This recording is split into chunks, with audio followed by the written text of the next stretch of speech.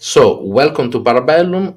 This evening it's with me, Arestovich, and we want to know exactly what's going on from your point of view. So, thanks for accepting our proposal.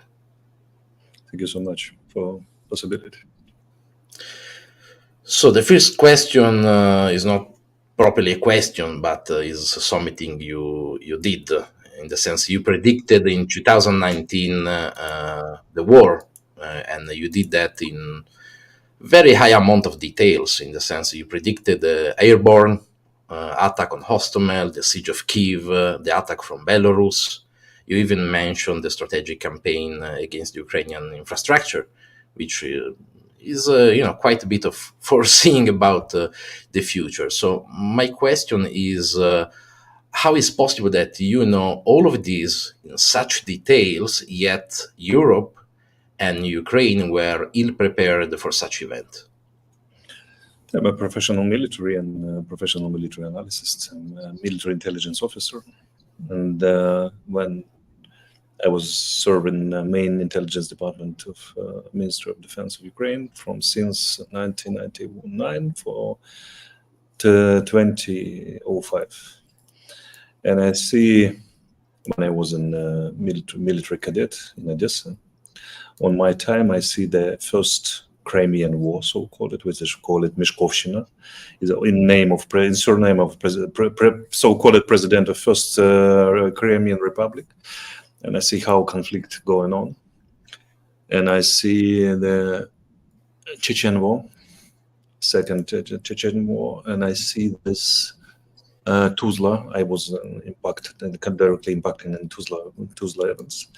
And it was, and I know Russian military history and military history at home, and the laws and principle of military operations. So what's completely easy to predict what is going on, in which way they do it on, because if you could analyze beginning of the Afghan campaign in 1979, which is Soviet Union conduct, this is Operation Dunai in 1968 when the forces of Warsaw Pact get into the Czechoslovakia, and we can see the Hungarian events in 1956 and Manchurian operation at Lot. I completely understand. My father is a high Soviet rank in military, and I completely understand from my childhood what a Soviet or Russian army are. So they follow the same pattern pretty much. Absolutely, that's the same pattern that they use in last 70 years. So it's not was difficult to predict for me. Why our political and military authorities and the European political military authorities do not be prepared for this war? It's an interesting question. I think we have two surnames which is answer on this. It's Immanuel Kant and Fukuyama. And Immanuel Kant says in the end of the 18th century, he says the people who rational never vote for war. War is completely irrational things, and irrational reasons. When Europe and Ukraine getting deep in irrational reasons, rational way thinking about this war.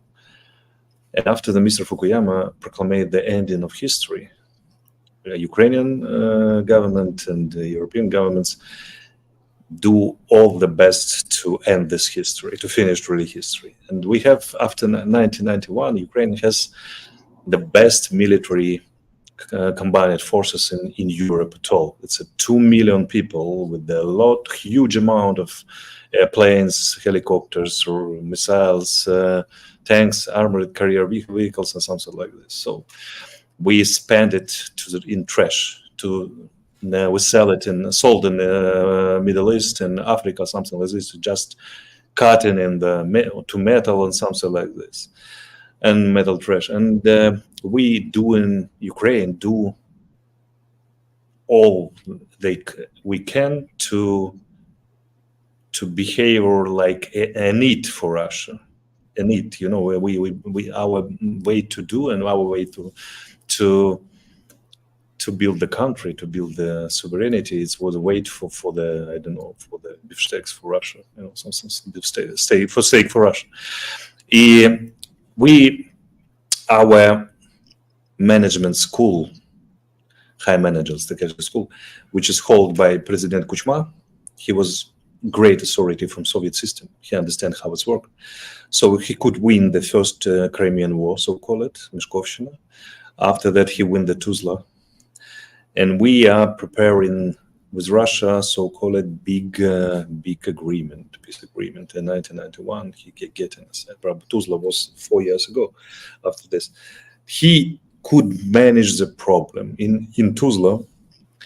It's still Second Chechen War was in fight in act, and the Kuchma called for the Putin.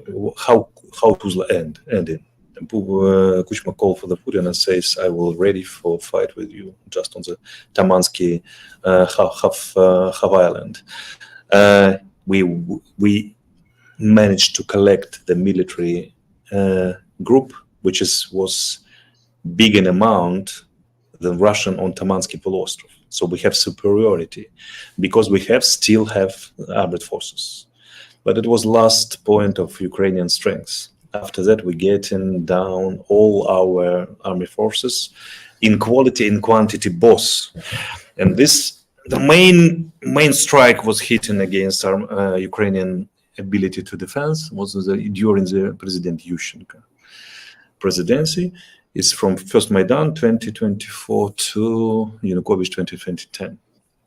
And this is a problem, was main question, how the most pro-West president, pro-Ukrainian President Yushchenko, getting out all our ability to fight.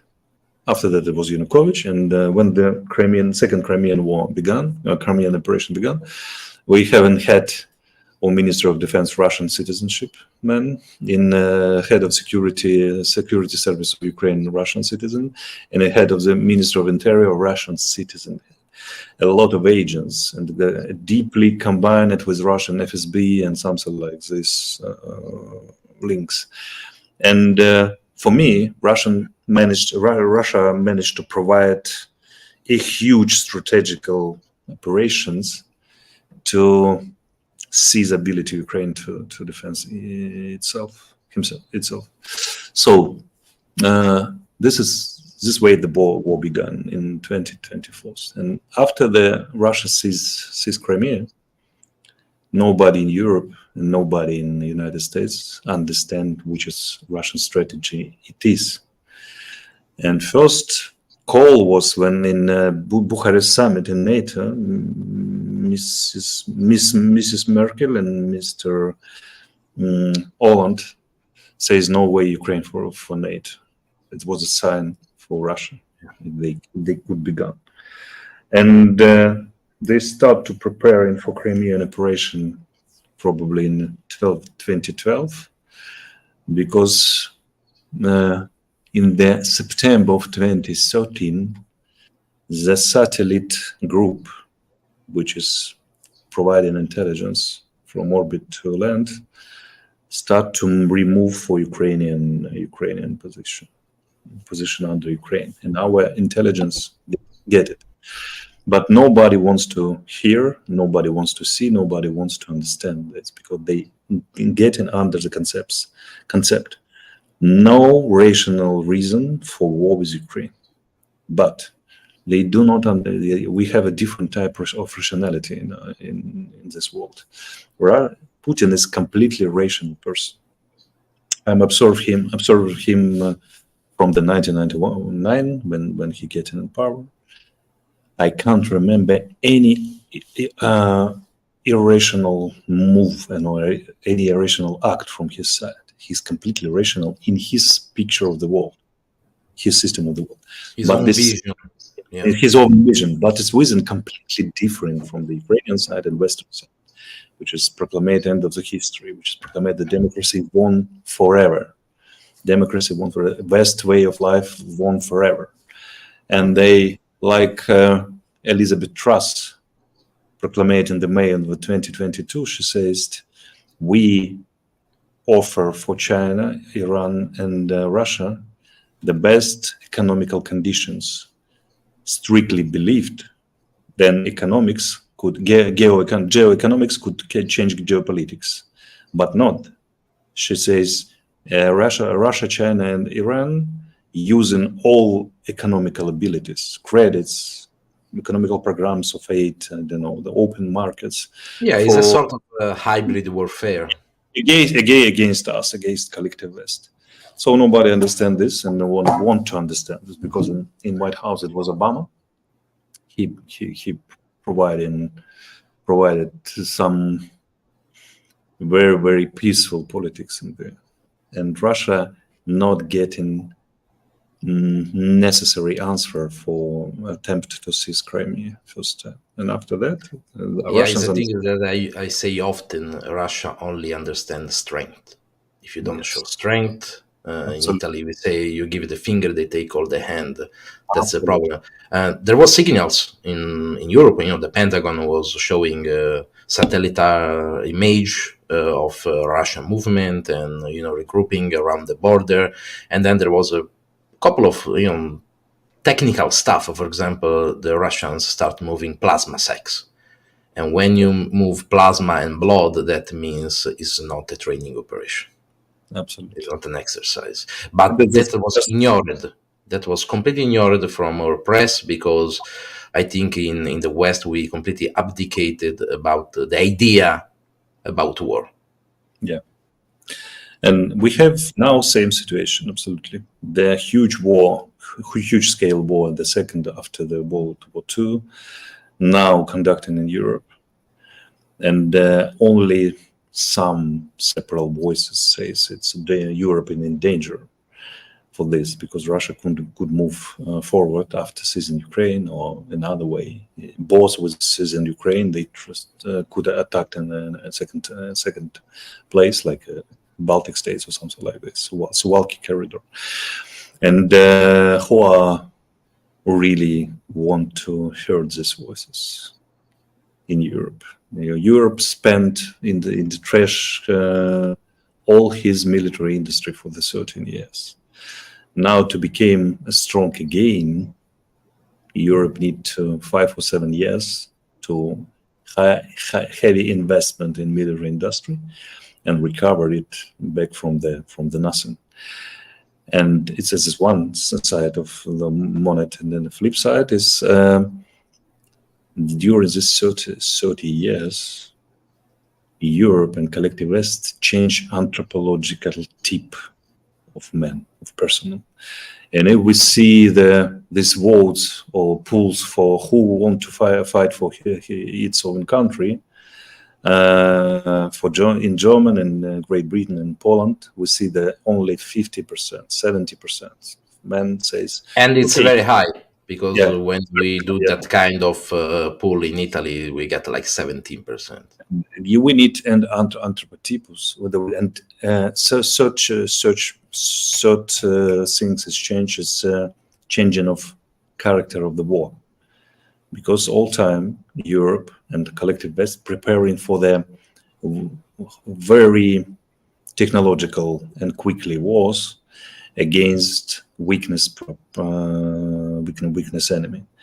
And now this war, which is completely large scale, it's getting on the surface the principles and laws of the war, which is managed by Sudzi, which is Clausewitz. This war reproof all old principles of warfare. Yeah, it's a material Schlacht. The problem we have in Europe and in the West is that we think we can relegate pretty much the war purely to professional armies. The problem is that when professional army clash, like it happened in Ukraine, their status degrade very, very fast, and then you return back to general mobilization. General mobilization, yes, and primitive weapon, and God still on the side of the big battalions. And I can't imagine the normal European teenager or young man who really won't fight against Wagner from 5 meters, shooting to machine gun in the deep and deepen, I don't know, half of the water tranchea. Yeah, we have seen the conditions of the trenches in Ukraine. And since, Yes, this since we are here about the mobilization, I want to ask you this question, because it's clear that Ukraine needs a new mobilization. Even Budanov recently have talked about this necessity to ensure a rotation for the exhausted troops. What do you think about the rebound of responsibility for this call, which happened in television between Zelensky and Zaluzhny? And does Ukraine have the manpower and willingness to endure such a gigantic task? I heard, for example, that there is issues with manpower, and the percentile of draft dodger in the units are high, and also the average age in the army is currently 40 years old. So maybe they need to call, younger. So usually they say, younger people fight and the older lead. The problem for Ukraine is we still have a manpower, but have no still motivation. They have from 30 to 70% people who can't avoid getting in the warfare. In time, they are already regular servicemen. So every brigade, every battalion has this type of people who reject getting in the war or in the battle. And this is a huge problem, because my friend of mine, which is common battalion commander, he says, I have a 100 personnel, and only 200 rejected soldiers, which are rejected getting into the battle. It's a normal, because in some units or subunits we have a much more worse situation. Is this exam, for me, this is a great and last exam for Ukrainian sovereignty to be able to provide this type of mobilization, 500,000 people. And I don't think really we could manage this exam, because we could recruit these people, but arm these people and train these people, we have no way to ability. For example, all Russian recruiting centers and training centers could, in one time, for one period of training, collect 100,000 person and 100,000 in Belarus. In the places we couldn't reach by our cruise missile or something like this. Any place. Of course, there is the people outside in Poland, etc. And for example, to add to what you are saying, the Germans made notice that they could train double the amount of tankers, but the Ukrainian didn't send enough. It's absolutely no profit for us, because the amount and for training, it's not even cover 10% of our really needs for training, which is Europe and Great Britain together could provide for us. And this is voices we need to collect 500,000 personnel without ability to train them properly and equipped properly. For me, is the last call for Ukrainian sovereignty in real, because it means we will send this personnel without proper training, without proper equipment, because we completely deeply depends from the Western aid, and we see what's going on in America. In Mexico, we will get to the. We can see what is happening in Europe, and if we now hear some voices in Europe, what we have to do with Mr. Trump getting in power and take out United States from NATO, what Europe could do in this situation. For question for Ukraine, it's even not a question. It's like it's a nightmare scenario in that sense. So since we are talking about the very hard task about the mobilization and what could be the solution to this, for example, you were part of the Istanbul delegation. And you say the Istanbul Agreement was a protocol of intentions, and it was completed by 90% and prepared for a direct meeting for Putin and Zelensky. You even claim that this was the best agreement possible and that such opportunity will not raise again. What happened there? I don't know. I think this 3 person know what's happened, and a lot of personal science missed the visit of the Boris Johnson, which is suppress our president to conduct the war after Bucha, something like this. I don't know exactly. That's why I'm not saying and not put any little stones for the one position or another. Only I want we come back from Istanbul, open the bottle of the champagne, and after 3 days we was saying by president we stop any negotiations. Next round was on the 9th of April.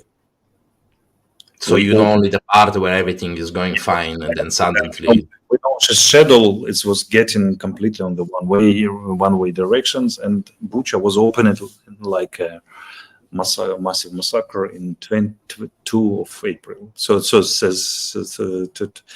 2nd of April, and 1 week and no more negotiations. It's a big problem for me. I say it's the best agreements. It was a draft of best agreements we could imagine. We getting out from the 2 very deep and very dangerous for Ukrainian gaps, which is Minsk 1 and Minsk 2 agreement. And the Russians agreed getting out all forces from all territory of Ukraine and Istanbul, except Crimea, but they offer to discuss Crimea situation for 10 years.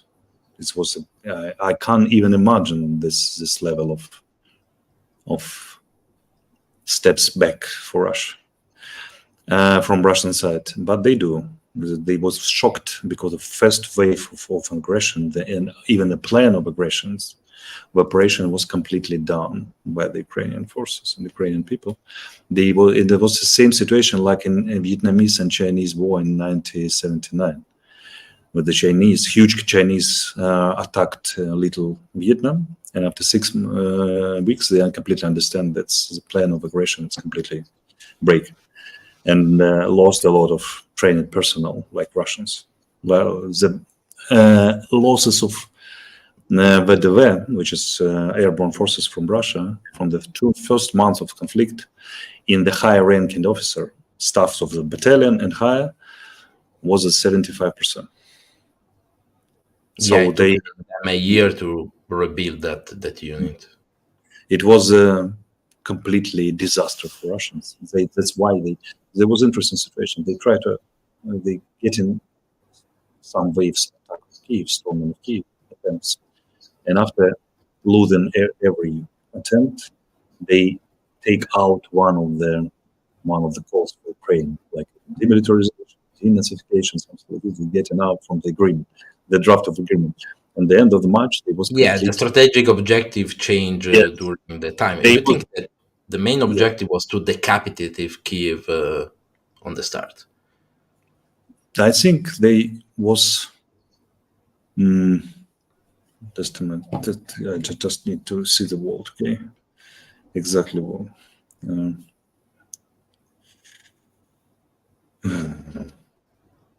Sort of placing, a pro-Russian government, thinking that Zelensky will run.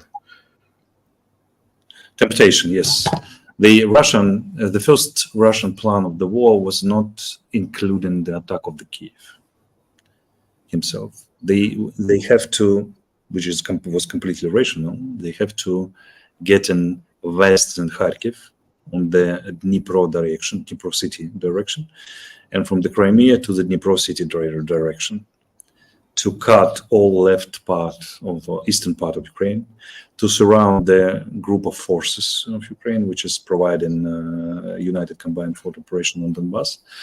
And it was a huge political crisis in Ukraine. It was quickly defeated, a huge political crisis. After that, they want to get in top of Ukraine. Some government of peace, government of agreement, government who can swallow out this pro-Nazis and pro-West government and became a friendly for Russia, like in Belarusian variant, Russian-Belarusian variant. Which have a lot of sense from a strategic point of view, go from Kharkiv to Poltava, Dnipro, Zaporizhia. So why they went for Kiev? Because they was tempted by our weakness in Kiev. Okay, This was a big for them. We in Kiev have only 3,000 troops, and they managed to divide their forces and get in 50,000 personnel for seize the Kiev. And they compare and understand they in 15 times stronger than the defenders of the Kiev. Yeah. And it was a great temptation, and they get in this temptation. This is a problem for them. If they hold the first plan, they completely win in this war for 2 Yeah, months. probably. I completely agree with that. The temptation taking Kiev because there was only 3,000 troops. It was something far reach from what were their capabilities. So I have another question with you, since we are on military stuff. While Ukrainian military has shown elasticity of command and ability to improvise and adapt during attack phases, we can say the same regards giving up terrain. They seem unable to retreat whenever is necessary. For example, Mariupol, Bakhmut, and now Avdiivka. There are political factors behind such choices, or do you have a better explanation? It's three main reasons. First is political one, because in the propaganda reason, we never have to give up any meter of our land. For that, there's a same frame like of Soviet times. No step back. For famous Stalin order 2027. Yeah. No step back. And our military, we still have a half Soviet army, and our generals, which was trained in Soviet time, Soviet period, they thinking like this. It's the main frame of pattern of the mentality. And 2 days ago, for my friend, which is a brigade commander, come one of the highest general of Ukraine and says, why you have this not strictly line of the front line? And he says, we get in defense on the highest mountains, which is completely rational. Yeah. No higher mountains. You have to make like this line of the front line. And he says it's completely same for the Russians. They are trying to correct the line of contact. Absolutely, but it was from Ukrainian side. And third one reason, it's first is political, second is traditional for our general mindset, and third it's we beginning of hostages of our own propaganda. We warn Russia every time, every second, every day. And Russians are stupid, Russians are not clever, Russians come to fight and something like this, and we have to not move. How the stupid Russians could force us getting out from that any village or any town, and we still in Avdiivka right now in the same scenario as Bakhmut, Solidar, Severodonetsk, Lysychansk, and Popasna. Absolutely same situation. Russians do what they learn in from the academy, which is completely still on this operation in the end of the Second World War, which is mean one chest and another biggest chest and one small chest to combine it surrounding of the forces, and they make same things. They collect the forces on the flanks and start to attacks in the flanks to move and surround. We show very often with the map. They try to encircle the salients on the front. Absolutely same operation. And I openly ask our generals and politics, how much times you have to be beaten by the same scenario from Russia's side. The Avdiivka is six times this scenario getting in reality. No way to answer. Even you asking me about how much time you can get in the same type of trap. Absolutely. No. I could explain the reasons. It's a reason. It's something that we talk a lot about, why there is no elastic defense, in the sense you can even attract the Russians to go deeper, to take them in counterbalance in that sense. Mm-hmm. Instead, they stick to the same position over and over, even when it's clear that the logistic is very problematic, and by the time any strategy that you apply have a diminishing effect. So talking more about Zelensky Zaluzhin, because of course we have seen a lot of talk, Zaluzhin write something, the offensive is done, Zelensky say no, it's not done, then he announced a defense strategy, so it's clear that something is not going well between Zaluzhin and Zelensky, and we have seen that Zelensky tends to bypass Zaluzhin by talking directly with Syrskyi and other commanders.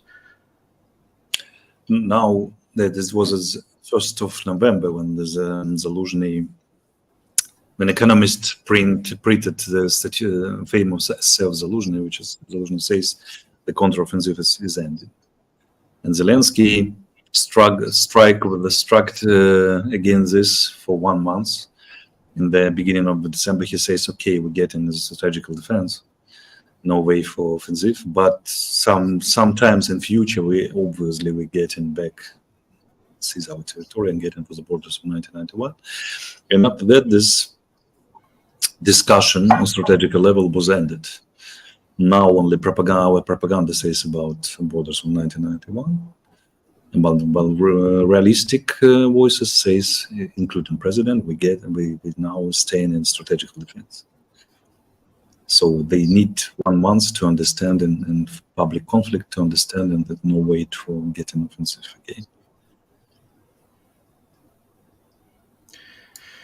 Yeah, it's something we are following because we see a lot of orders that appear, disappear, and there is a change overall in the mood also in Ukraine. Before it was, we reach Mariupol and Berdyansk and the rest, and now I think if we can divide this war in 3 phases, I'm stealing this from my friend Ugo Poletti from Odessa, which is a journalist there. The war pretty much started in 3 phases. One, the shock, the Russian invade, and the Ukrainians are surprised that they managed to resist. The second phase is the phase of delusion, in the sense that we can retake the border to 1991. And now I think the next phase is internal critics realizing the situation, and I hope for Ukraine to manage to build a strategy to contain the Russians and bring them to a deal, considering also all the aspects that we're going to talk in the next minutes regards the Western support in the sense. The Americans are struggling. There is a lot of articles and rumors that say that they're going to give fundings, but not for reconquering to 1991. That is a clear message. So since we are talking about solution, recently Great Britain have signed a bilateral agreement with Ukraine that include guarantees of security even after the war. There is already talk about after the war. It seems to me that such kind of agreement is a sort of stopgap solution, in the sense, since Ukraine can't join NATO or European Union at the moment, the only way to guarantee or, in a sense, push Ukraine to an agreement with Russia is make a lot of nations making agreements with Ukraine one by one. But how that is going to stop Russia at the moment? I see no way to stop Russia at the moment. The only way is completely unrealistic for me. It's a way West have to wake up, understand what is the choice really face for it, and start to get extraordinary measures for stop Russia. But for me, it's impossible, because to compare, if West or some separate West countries start to weight these alternatives to be like a Mr. Orban, who create with Russia separately in bilateral, very successful relationship, and to be a part of, 10 years war period, a lot of Western countries, I think, decide to be like a Mr. Orban. And it's probability of this more higher than more rating has a Mr. Trump. he proclaimed openly, "I getting out United States from NATO." After that, all NATO without United States there will be dozen weaknesses in Russia. And I think a lot of European authorities try to manage to create some bilateral relationship with Russia. Instead, they're fighting with Russia together. Yeah, in NATO we have a bit of problems because, of course, every country have different strategical needs. And Absolutely. of course, the strategical needs of Portugal is not the same of Poland. So it's hard to have such a gigantic coalition all behind one task. I don't think, to be honest, that Trump will be allowed to pull off USA from the NATO, because the deep state will block this kind of movement. I have a great relationship with American deep state. And they say, I spent in America 2 last months talking with deep state, directly with deep states. It's my former colleagues from, I don't know, Iraqi time. And they say America facing the civil war, dangerous right now. The reason could be not even Mr. Trump will decide to get out United States from NATO, but America getting in the civil war. And all kind like a civil war, some civil clashes. And in this time, they was completely not interested to send troops in Eastern Europe. A much more reason could be America could be provoked and just a moment. And tied for another conflict. We can see an example when American 155 shells, which was dipped in Israeli territory, Americans get inside of Ukraine for Ukrainian needs, and after operation from Gaza started in Israel, they take this 50,000 shells and getting back to Israel. What is 15,000 shells for Ukrainian-Russian conflict? In 1 week, one week needs. And even this amount was the subject of deeply and high voices negotiations between Ukraine, Israeli, and United States. That's something that we follow a lot, because some munitions were taken from South Korea, Japan, etc. We are taking from stocks, not from production. And of course, the million munition promised by the Europe is, Yes, it's only one more conflict plus for Russian-Ukrainian conflict. What if the axis of evil, so call it, provided for United States 2 more conflicts? And the second one, and the third one is a conflict with Hussites of Aden Gulf. And fourth be could between the South Korea and Northern Korea. North Korea. Putin proclaimed the visit for North Korea, and we have 2 weeks or 3 weeks ago we have a artillery incident between.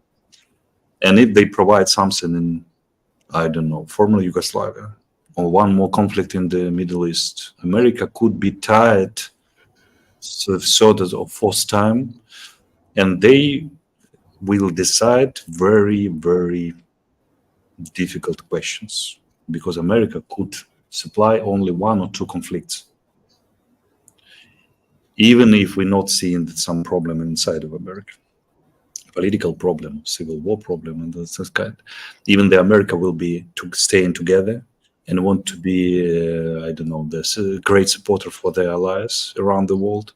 They technically could suffer one large-scale conflict and another not middle scale or light-scale conflict.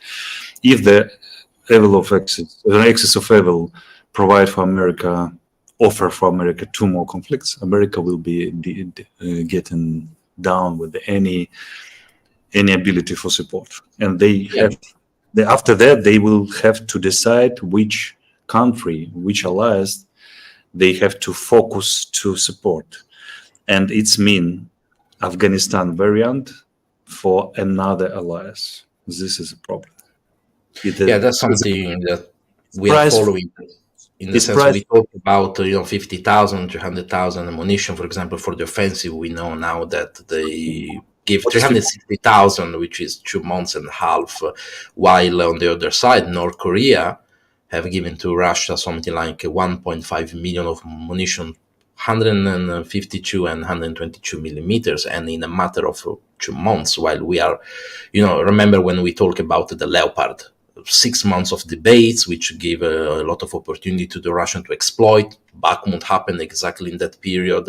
So every opportunity for the Russian comes pretty much from our lack or inability to provide what is necessary for a war like this, in part because we abdicate to this kind of warfare, in part of mentality, in part because our industry is not able to produce such amount of ammunition. I think the only people that took this seriously is the Germans with Rheinmetall, which is the only company in Europe that is really going to build 600,000, which anyway in this conflict is a quarter of a year of ammunition. This is a problem because Europe sent in trash basket all his military industry for 30 years. And even now, all European countries, NATO countries decided, even right now decided, or yesterday they will decided to increase military production for the Cold War times. It's take a time, really time, 5 years, but they still no decision, only separate decision, some separate decision in some separate sphere. And no common decision, allied decision, and no time, because excess of evil already make a strategical decide. For me, the great sign for they were ready for this war much better than the collective West. It was the tempo in which BRICS get invited. In the 1st January of 2024. Yeah, their political chain is much shorter than ours, of course, because in democracy everything is longer and need to be debated and things like this. You can see that instantly when they ask ammunition, they just shake hands in a month that you get ammunition. One of the strategical decisions of Mr. Putin he made a year and a half ago, it was that to transform this conflict between Ukraine and Russia to the conflict between collective East, collective South against collective West or collective North, and it was so quickly and so widely in African countries, which has changed position after Mr. Lavrov visit in African countries. 18 countries changed position in the vote and in the General Assembly in the United Nations, and this anti-colonial discourse was very successful for Mr. Putin. And if this is a very, very, very serious problem for collective West, especially if we're looking for American position, which is getting in the not successful period inside of the United States. So we are coming to a very hairy, let's say, question. Your recent statement on the need for peace agreement and restoration of relations with Russia is in open contrast with the official position of your country. That there is an internal debate in Ukraine on the matter that lean towards, let's say, a less maximalistic approach. And aren't you afraid of your safety since such position can be considered by the ultranationalistic as borderline betray? Problem is for the ultranationalistical part of Ukrainian society, it's maybe in the best variant. Let's look in the best way. It's maybe 20% of the people. What about another 80% of the people? What about democracy? What about superiority of amount of people who don't want to fight? And the problem is 4.5 million Ukrainian men, which is half of men population in Ukraine, hiding inside the country, do not want to get into the recruiting centers, even for check this dates, not dates, data, personal data. Then even not we're not saying about getting to the front line, just to check the date. This is a real answer for Ukrainian people for about duration of this war. And if we thinking in Ukrainian propaganda, if we're thinking what Mr. Zelensky personally says about needed to fight for 1991, it's absolutely understand. He completely understand this type of propaganda, this type of policy deeply links with his legitimacy in Ukraine. But after 2 months, he now preparing to be a legitimate president, because under our constitution, we have a dips in our constitution, which is not could be prohibited in the beginning of the Ukrainian sovereignty. Under our law, no way for the elections during the wartime, the martial law, but no way to be a president after the presidency term is ended. So the reason he have to transform his power for the head of the Verkhovna Rada, because Verkhovna Rada is a collective authority, and he has ability under our constitution to be in power 10, 100 years before another team was elected. Will elected. For presidency, it's not. It's like a usurpation, kind of usurpation. And he for 2 months he will get lost his legitimacy very quickly, in very quick terms. This one reason. Another reason, Ukraine passed this exam to collect 500 and equipped and trained 500,000 persons. It's impossible for us. Third time is a Western support, which is completely undermined right now by the American side and European side. And in this condition, I think just after half of year, Ukrainian people start to, to ask Arestovich negotiate with Russia, to stop this nightmare. And for me, we have two very important point on these negotiations. Even if we speak about this negotiation, from the probability. First of this point, the collective West in Ukraine have a strange vibe to stop any military preparation after the peace negotiations began. I don't know why. Russia always increase the military preparation when they start to peace talking. We do completely opposite. That's why Russia getting for superiority for one of months when the negotiations start, like directly under the Boyd loop. We stop any preparation. It was like after we liberate Kherson in the November of 2022, collective West. Yeah, it's a nonsense. You want to negotiate from the strongest point possible, even military. But it makes sense. And always, was a speaker of trilateral contact group. I spent 2.5 years in trilateral contact group negotiations and in normal format negotiations, like a speaker. And for me, it was completely stupid things, but it getting times and times. Every next stage of negotiations, collective West and Ukraine stop any military preparation. Russia increased, we stopped. This is main point. If we could change these peace negotiations have to have some reason for us. And second point, it can't to be only Russia-Ukrainian bilateral negotiations, because the problem of this war, problem of all this situation, problem of probability of 10 years of war in Europe, next 10 years, Russian attacking NATO countries, is Potsdam-Yalta system still not working. From the 1989, when in the former Yugoslav war started, war started, and the thousands of victims of conflicts inside of Europe sign out the Potsdam-Yalta system still not working. Now we have, after 30 years, we have another large-scale war in Europe, which is again sign as the Potsdam-Yalta system is not working. This situation could be able to create it only because Potsdam-Yalta system is not working. So we have to negotiate. Yeah, that we need to reform the entire international system. So we have to speak about new system of collective security in Europe, but Eastern Europe, better in Europe and better in whole the world.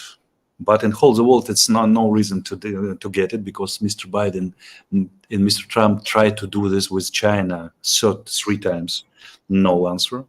So could we, like Europeans, manage to create this system in Europe? It's a question, but okay, only in Eastern Europe could we establish the system? This is the main question. I think no, but I want to be remembered like a person in history who openly promote this collective, this negotiations about creating of collective new collective security system in Europe. For me, for my consciousness, I want to be this person, but like a military who predict this war, I am completely understand no way for this type of negotiation. But I have to be a person, for me, for my heart, I don't know, my soul, my children, for my grandchildren, person who promote this idea. So it's an internal struggle in the sense your heart say thing, but your military mind tell you another. No way. I think for next 10 years we have a system of military conflicts in Europe. Really, and NATO countries. The direction is that way. And talking about that, in your opinion, what are the extraordinary measures that Europe should take to arrest the Russians, since we are going towards a conflict? Helping Ukraine by augmenting the production, or doing like we are doing now, plans and preparation in case there is, a war, or like we are doing a NATO exercise with 90,000 people, in the sense, it seems to me a race like in 1914, in the sense when you are racing towards a war by arming more and more, you are getting a war. Mirka, the problem is NATO is not ready for this large-scale war at all. Even if we're speaking in the production of the shells, they're not ready. And they're not ready because NATO believe in American Navy and Air Force of United States. They say we could shells 11,000 Tomahawk cruise missile in one launch per day. And they're completely disaster for Russia. But Russia completely understand, the Russian generals understand. We can hit, NATO could hit Russian military industry, could hit the military airfields, could hit the military base. But they send 500,000 people with the rifles in the, I don't know, in the rifles of this Mosina, which is this 100 years. And when they invade in Europe, in NATO countries, no way to shell using Tomahawk against one infantryman with the rifle. You have to stop infantry using your own infantry, just in the distance of the 5 meters, to throw grenade, to cut them by the knives. All this stuff we've seen in Bakhmut. It's interesting what you're saying, because there is a scenario that a lot of people are talking about, where Russia invaded Baltics. We answer with everything that we can, but then when we need to go there and liberate these countries and fight, it's not going to happen probably, because we don't accept this kind of warfare. It's much easier to send airplanes, cruise missiles, do a lot of damage, beat our chest about how good we are, but then when you need to fight on the trenches to liberate those countries, that will be a test for Article 5. And this is stuff that Russians are thinking about. What is the risk and the gain for such operation? They're really going to go in a war with us if we conquer Lithuania, for example, or they will limit their answer to conventional meanings, which we can accept in terms of damage. And we can remember the Russian doctrine of using nuclear weapon says if the question of Russian sovereignty and ability to be sovereign power, we can use in the nuclear weapon. And Russians, generals, and Mr. Putin himself and Russian government proved in these 2 years of this war. They before this war started, they was really afraid about technical superiority of the West. They was really very, very careful with this. After this 2 years of war, they stopped, because they transformed their mind. They was proved by their real experience, and now they thinking like, okay, technical superiority really have a matter. It was very stupid to avoid and say half in the sense we sent to Ukraine not the newest things, so stuff from the 80s. They understand they have a great meaning, but not a whole meaning. And when they be proved, there 40,000 Russians voluntarily get into the recruiting center every month, they understand they have a very great superiority, and masses of infantry who ready to fight from the 5 meters to 5 meters in trenches.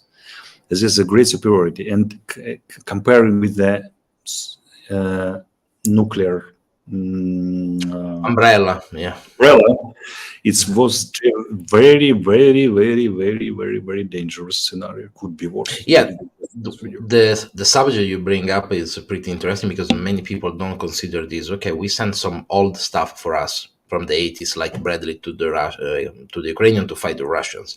What they don't understand is how the Russians spin off this story. They didn't tell to their people that it was old 80s stuff. They say we have defeated the best technology of the West. That improved their status internally, their ability to recruit, and of course now, in their opinion, the chance of winning this war have augmented, because they feared a lot the offensive of the Ukrainians in the Zaporizhia front. And now that they blocked that, the narrative internally changed a lot, and I can see that because we follow all the military bloggers of Russia, etc., and you can see how their mood changed. And this is a part of propaganda and effects on people and nations that we need to calculate, and usually we don't in the West. This is a great problem. If we remember months ago, words of Minister of Defense of Italy, who says, comparing when the Americans fleet getting down the Hussits drones in Aden Gulf, he says, oh, it's a very good experience, but all Italian fleet has only 67 type of this missile. You could imagine which will be for Europe, especially without United States, will be this large-scale conflict with Russia. Because Russia... That's a typical Italian smart move, in the sense he was before working in the procurement, so he's saying that also. We can understand to collect efforts and attention for real needs of the armed forces of Alliance, but the Russians not afraid still in the directly conflict with the NATO. They're really aggressive and really strictly to defend the real interest like they see. And the main reason for this, not the system of avoidance of sanctions, not a system to increase military interest in Russia. So for me, the main reason is the motivation to fight from the Russian side, from the people from the Russian side, because 40,000 volunteers every month in aggressive war, with the huge losses, the Russians completely understand which is the scale of the losses they face, but still going on from the recruitment centers. In a time when Ukrainian militaries try to catch men on the street and force them to fight, it's mean we could face not pleasure scenario in the Baltic states next year, this year.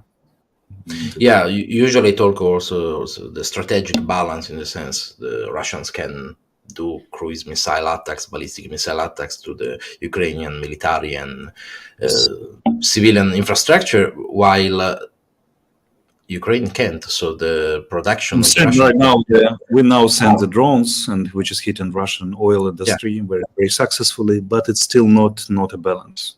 It's just attempts to manage with this. Yeah, I have a final question for you, which is, I think, is one of the most prominent. Is the head of the Ukrainian state authorized to sign an agreement with the government of Russian Federation? Because from what we know, with Mr. Zelensky's term, I don't think so. We have another person for sign any agreement. And this agreement will have a reason only in one point: if we 10 time increase our military preparation for the second stage with Russia. So you think there will be a second stage? There will be a sort of frozen conflict or something postponed for the future? I think even right now we sign a peace agreement, in the 2026, 2027 it will be the next stage. And we have to prepare it better than Russia. And my doubt, real doubt, is if we can't do this at all, because I know what is democratic country weakness. Immediately after the peace agreement signed, the political start to reduce military money. This is a problem.